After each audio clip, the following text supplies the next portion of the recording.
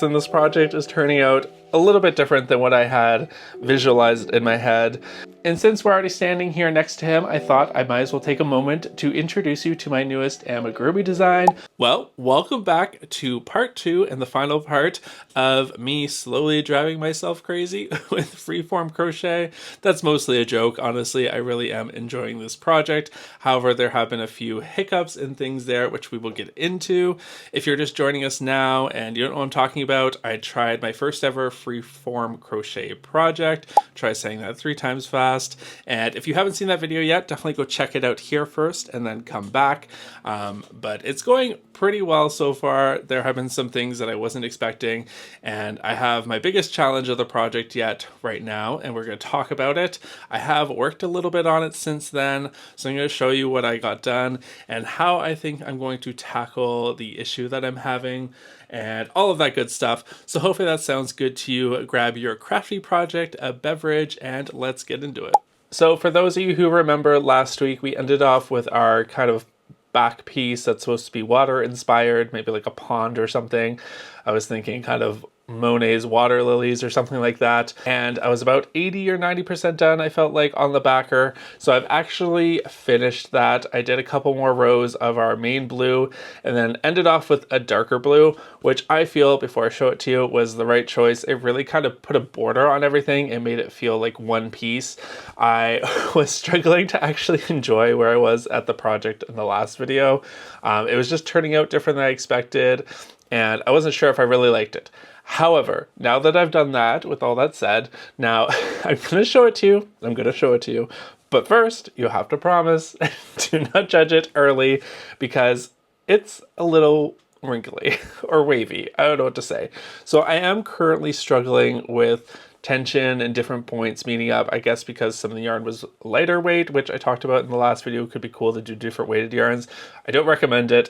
It does make it a little bit harder because things are kind of fighting each other. However, I do think I have a solution, which I'll talk about, but let me just show you where I'm at, what I'm talking about here. So here is our final project, or final backer piece rather, I should say. And honestly, you're not meant to look at it up close anyways. Not all art is meant to be seen up close, okay? This is it. And like I said, I'm actually really enjoying these deeper colors on the edge. I think they're actually kind of my favorite, some of these like purpley blues. And it kind of does just like give it a border and make it feel like one more piece. Now, like I said, it's a little wavy and rough. However, the solution I think I've come up with, because I don't think blocking is going to fix this, it's just too many points that I think are intersecting. To be honest, I think if I had just done the 3 like in a horizontal line and didn't add this bottom one, it would have been fine. But that one really added, like, I don't know, some tension or something weird went there. And blocking, like I said, it's not going to fix it. So since I can't fight it, I was looking at this thing thinking, oh God, do I want to keep doing this? I'm committed. I have a video. I have to figure it out. And actually, one of my Discord members said something about like incorporating it or just making it like a part of the piece, just like going with it. I was kind of like, you know what? You might be onto something there. This is supposed to be water inspired. And when I laid it flat and I actually used those waves and incorporated them in it, I actually liked the way it looked. It kind of added like a 3D dimensional part to it, which is what we're going to be adding to in this video anyways. I want to add some like water lilies and things. So I think we're just going to go ahead and I'm going to add some wire. I have some like green, I don't know what you call it, literally just wire, garden wire. And I think I'm just going to go along the edge of this through the backside so you won't see it. And that way I can shape those waves where they need to be. And it actually ends up looking like waves. So fingers crossed that actually turns out the way I'm thinking it will. So fingers crossed this works. Like I said, when I just kind of like laid it out on the table and just like went where the waves were naturally happening, I thought it looked good. So I think we're just gonna go ahead with that. And then that probably means I won't really need to block this. I don't think, hopefully. The other part I have to do before moving on to the lilies is some kind of backer panel, because this is very flimsy and I want it to go on my wall. So I'm thinking I might just use some like white foam core or something, cut it out to the rough shape of this, and then maybe just glue it to it. That sounds messy, but honestly, I think just glue would be fine. You're never going to see it. I'll just do some hot glue. But if you look here, these are the waves. It's hard to see the waves when I hold it, but I'll put some B-roll in here. But even like here, I can see it's just like there's a wave happening. And if I put some just wire in the edge here and I can form it the way I want, and then I'll just cut out a backer panel that you'll never see, glue this to it, and that'll give it rigidity so I can just put it on my wall and take it off when I want to. So that's where we're at right now. Listen, this project is turning out a little bit different than what I had visualized in my head. Our original kind of freeform crochet project that we did, this one looks more like what I've seen around online with the tendrils. And I decided not to do tendrils for this because I wanted it to look like a body of water. And I just thought, I don't know, that might look weird. But I am going to do more tendril-y things with the lily pads. It just didn't feel right for this part here. Anyways, those are the updates. Hopefully that sounds good to you. Let's add some wire to this bad boy, a backer, and pray that it works out the way I want it to.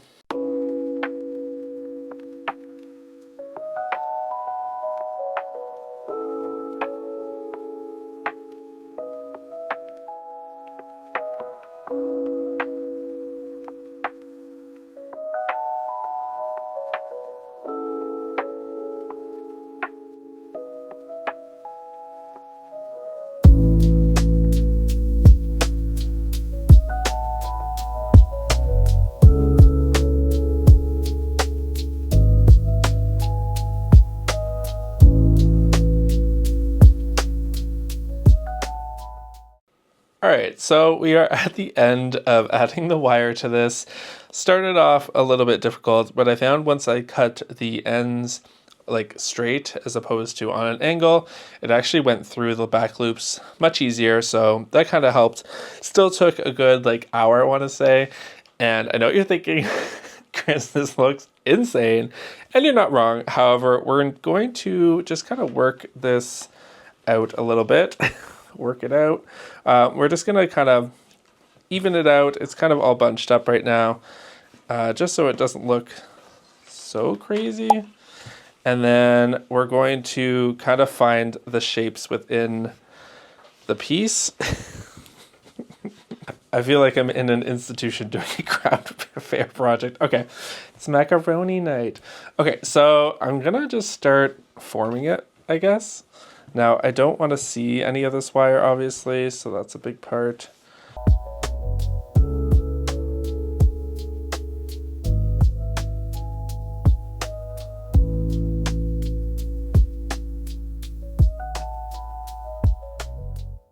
Alright, I made it. I just finished. It took a little bit longer than I thought it would. I did end up going live for like 25 minutes, half an hour while doing this, and I chatted with some of you, so if you saw that, hi. But yes, it is done, and I think we had to just leave the backer and move on. Also try and hold it up because it is quite rigid now. Trying to show you the waves. This is upside down, but it's definitely a lot more rigid. I almost don't need that backer panel, but as you can see, I've kind of like formed the waves into it. I feel like if I stare at it too long, it just looks really stupid. But I think it'll be cute once I get some little like water lilies and 3D elements on here. So let's just move on from the backer. Let's just wipe our hands of it. So next we're going to start working on the water lilies. Again, these are going to be a little bit more interpretive, modern style water lilies. We'll see how accurate we can get. I have to pick the yarn for that. I think I'm going to start with the lily pad. Again, no real plan on how that's going to happen, but I'll get some greens, and then I'm thinking for the lilies, there's usually white, pink, or sometimes I think yellow as well. I'm thinking in my mind I want to go with pink, but maybe white. Maybe we'll do a mix or just... Oh, well, actually, in this case, we can do multiple colors. So maybe I'll do like pink and white could be pretty. I'll have to see what actual yarn I have I can use. So I just went and rummaged through my yarn stash again and looked for some greens, some pinks, and some whites. And here's what I found. Now for the greens, I actually didn't have a lot of like vibrant greens, which is surprising because it is my favorite color. But a lot of the ones I did have were kind of more muted. But with that said, I do actually have another skein, well, what used to be a skein, I guess, of the same yarn we did our test on, the Karen Granny Square yarn. I'm sure you're familiar. And even though the black would not look good as a lily pad, the rest of those greens I'm actually pretty happy with and I think would make a really good lily pad. And since I already liked that so much before, I think what we're going to do is just use this. I'll cut out the black as we go. And that will be like all in one, which is really exciting. I don't have to worry about all those ends. Thank you. And then for the flower, I did find just a standard white yarn. I also have this like off-white, this cream color, but I think I like this one better. And then for the pops of color, I have this beautiful pink yarn, which is a big twist. This is the matching one to the purpley one I used in the main piece, but in the pink version, which RIP, I don't think they make this anymore. Really cute. I think Michaels took over all that. I haven't been through like what they got and what stayed the same. Definitely let me know in the comments below if they still make it. We also have probably the main pink I'm going to use for the flower, which is just a standard like baby pink here, which is really cute. I'm trying to keep it all in the same weight because like I learned with that piece, it's better if you keep them all relatively similar. And then I also have a little bit of this fuchsia, this really neon pink, which I love this color. Could look a little silly, I don't know, we'll see, but I have it there. Alternatively, I also have this beautiful kind of more of a purple, but it's also really cute, so that could work as well. And then I think, which I forgot to pull out, I just have a little bit of this like golden yellow, which I think we could do maybe some embroidery or something. Maybe that's too far, depending on how I feel when we get to there. Maybe we'll do like a little bit of that green wire coming out of the center and just like wrap some of that yellow in the end to make it look like a little pollen, little stamen. What do you call them? Doesn't matter. Anyways, those are the colors we have for the next part of this project. I am just gonna get right into it.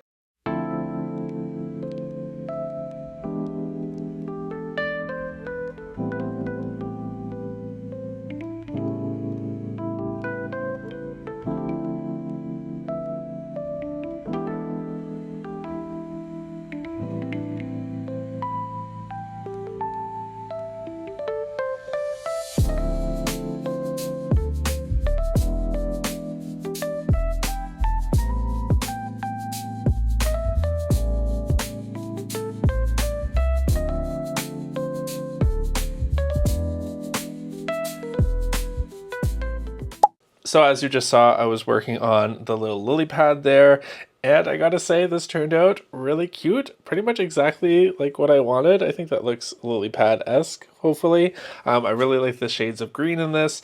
Again, really like using that granny square, one square yarn for this. Now I will say that you can only do so much with that. This is about as big as you can get with it, and the one we did before. And you'd want to start with the color that you would normally start with, even for the granny square, because that has the smallest amount of color of that color, and then the rest have a little bit more, obviously. And then once you got past this, I think it would start to look strange because you would go back to this color and it probably wouldn't complete the outer edge anymore. So it's really only good when you think about it for smaller things, but I think it still looks perfect for this. So I'm really happy about that. She just went ahead and made 5 more. So now we have 6 in total, and I think that will be enough. So cute. I think that's gonna be perfect for our lily pad. So now we just have to make the flower. For that, I do want to have something resembling like petals. So I think what I'm going to do is make a longer starting chain, and then about halfway through on each side, kind of add more of those branches out so that we have something that kind of comes out like a flower would. Technically, it could be cute if we did an inner and an outer petal set of petals, so that way it's even more dimensional. But again, we'll see how far we get to it. I also had the idea of maybe adding like little string lights or something to this would be really cute. Who knows? We'll see where we get to. I don't want to get ahead of myself, but I am really excited about these. I think they turned out really cute.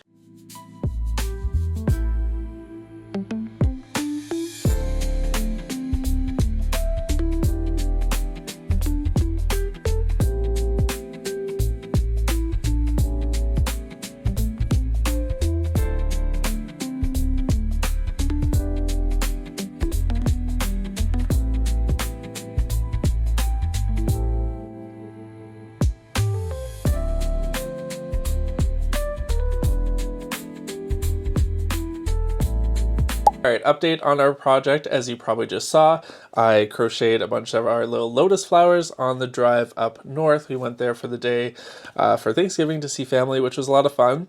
But more importantly, I got all of our little lotus flowers done, which look like this. They're a little strange, but you kind of bunch them up. And I think once they're on the lily pad, they actually make sense. You can kind of see the vision there.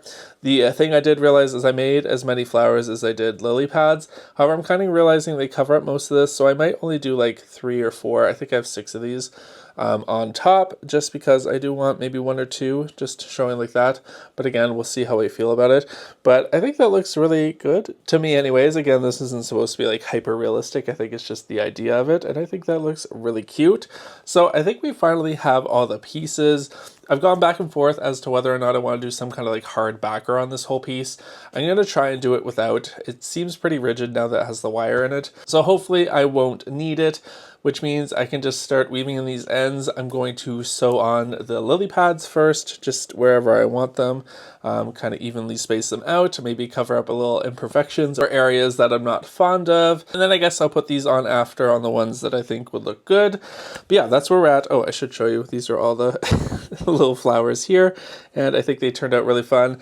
All I did was I started off with 1 long chain and then started working around and then chained here, worked down thing, did the same thing here for the white, and then for the pink, the first round I kind of just followed it along, and then the second round of the lighter pink I added 2 more little tendril things, and then just did the final pink color there, and that kind of turned into this weird shape, which I think gets the job done. I didn't end up using that darker purple, it just didn't make sense. But I think this looks good. Anyways, enough chit chat. Let's get to assembling this and putting it on the wall. I can't wait to see what it looks like.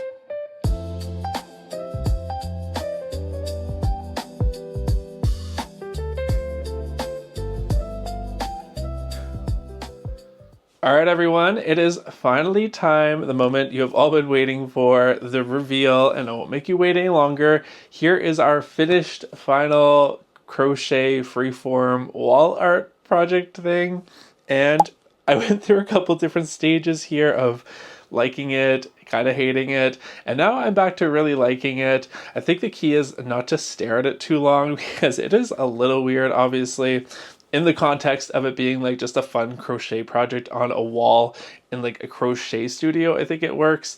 I could see this being a cool way to make some wall art for your home. However, some of you may look at this and absolutely hate it, but I really like it. I think it's really fun, and that's kind of the most important part. Is I had a lot of fun making this. This didn't feel like a huge project. I mean, there were moments, definitely had moments. However, overall, I just really enjoyed just like working on whenever I wanted to and just kind of not having to do any stitch counting or worrying too much about the stitches I was doing, and it turned out relatively, I think, cute. I think the water lilies, the flowers specifically, really add like a pop of color and make that blue kind of like stand out a little bit more. It was kind of like all mixing in together for me, but I really like the final look of it. I like the idea that it's 3D. I think that having the waves was definitely my biggest challenge. I really was stressing out about what to do there because I knew that steam blocking it wasn't going to work for this. So just going with it, actually, I think added something to it. It has a little bit more depth now, and obviously the water lilies are coming out. And I think the little petioles in the middle there with the pollen are actually super cute as well. I think my favorite part of the whole thing is how the little water lilies turned out. I think they're super adorable. And in the context of this room, this was just a big white wall with nothing on it. And I can just pop it off pretty easily. It's just sitting on some nails. That's the nice thing about it, is it doesn't take much to like get it back on, which is really nice. It just kind of hangs back up there, so I can take it down. I'll paint those little finishing nails white so you don't see them, because I use it sometimes for photos and stuff when I'm taking pictures and I just want like a clean background. So this is like the perfect piece to kind of take up space. It's something different, but still in the world of crochet, and it's very fun. I also could add to this in the future. I think like having a little frog sit on the lily pad or some like little critters running around here would be super adorable. Who knows? Let me know in the comments below if I should do like a little addition, maybe a part 3 or something. Not anytime soon. It'd probably be sometime next year, but I think that could be really fun. And since we're already standing here next to him, I thought I might as well take a moment to introduce you to my newest amigurumi design, Buster the zombie duck, who I am currently obsessed with. I've been working on this pattern for a while. I've teased him a little bit. This is my Halloween pattern for this season, and I absolutely love him. I love all the fun colors. I love the little details of him missing a foot, little missing feathers and things like that.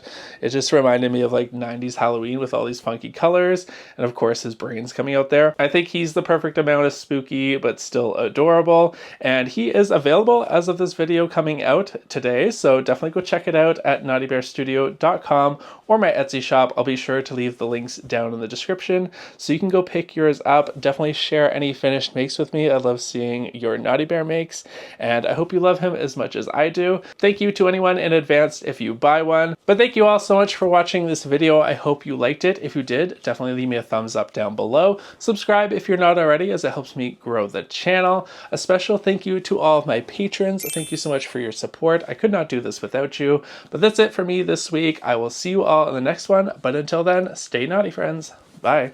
I could maybe